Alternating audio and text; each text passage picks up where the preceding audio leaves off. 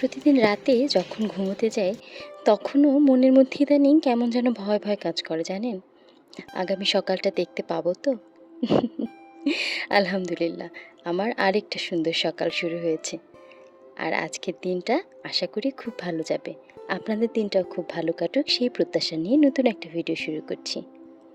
আসসালামু আলাইকুম। Home harmony by জারিনে আপনাদের আরও একবার স্বাগতম জানাই। ইদানিং আমার সকালটা শুরুই হচ্ছে কিভাবে জানেন? পত্রিকা পড়ে। অনেক বছর আগে, প্রায় ১০-১২ বছর আগে তো হবেই, তখন মাঝখানে না সংবাদপত্র পড়ার ভীষণ নেশা শুরু হয়েছিল।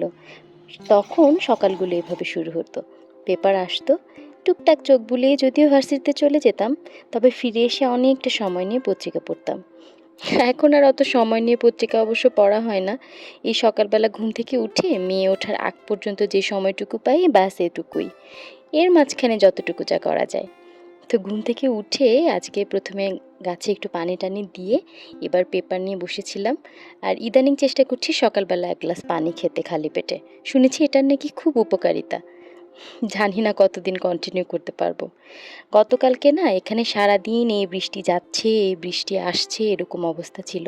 তো ভেজা কাপড় একবার উঠাচ্ছিলাম একবার নামাচ্ছিলাম, এই করে করে একটা পাহাড় হয়ে গেছে। তো এই পাহাড়টা আমার মেয়ে ওঠার আগেই পরিষ্কার করে না ফেলতে পারলে এই পাহাড় আবার বন্যা বানিয়ে দেবে আমার মেয়ে।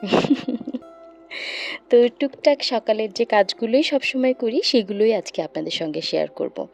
রাতের বেলা থালা বাসন মেজে সব ওলটপালট করে রান্নাঘরে জমা করে রেখেছিলাম।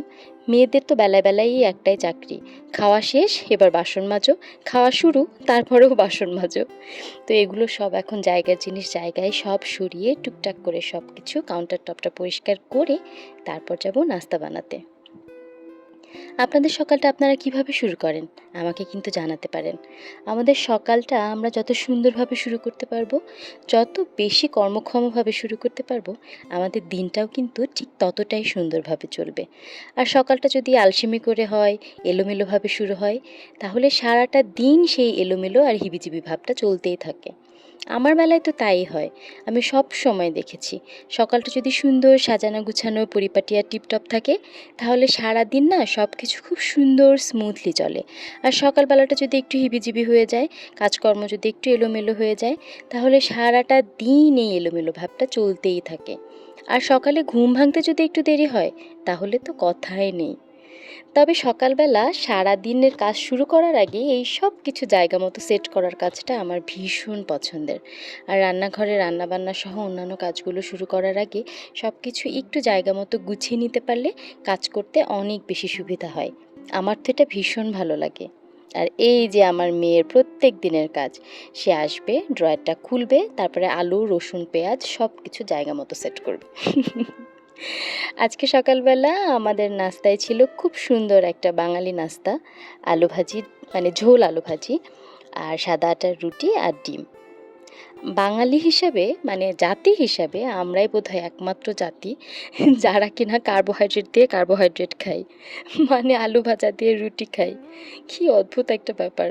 মানে সবচাইতে আনহেলদি নাস্তা বোধহয় আমরাই করি, কিন্তু কিছু করার নাই।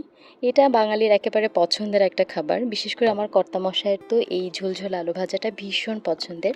ইদানিং দেখছি মাশাল্লাহ আমার মেয়েটাও খুব পছন্দ করে খায়। তো চটপট সেই নাস্তাটাই করে নিচ্ছিলাম। আজকে সারাদিনে কি করব আমি সকাল সকাল চেষ্টা করি একটা ছোট্ট রুটিন করে ফেলতে মনে মনে, যে আজকে কি রান্না করব বা আজকের দিনে কি কি কাজ শেষ করব। যদিও দেখা যায় যে 80% রুটিনে কিচ্ছু মেলে না, সারাদিন পর দেখা যায় সব কিছু অন্যরকমভাবে হয়েছে। তো দেখি আমার আজকের রুটিনটা কেমন যায়। আপনাদের থেকে বরং বিদায় নিয়ে নিচ্ছি। আপনারা সবাই ভালো থাকবেন। আল্লাহ হাফেজ।